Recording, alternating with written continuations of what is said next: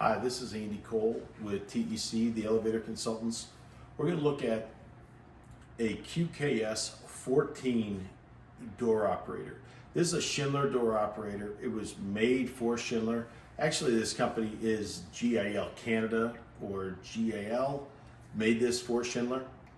But this particular unit is now considered obsolete by Schindler.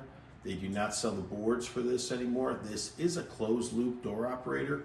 It was put in the 90s, it was put in the 2000s, and it was even put in 2010 era up to 20. So this is a long-standing door operator for Schindler that is now considered obsolete.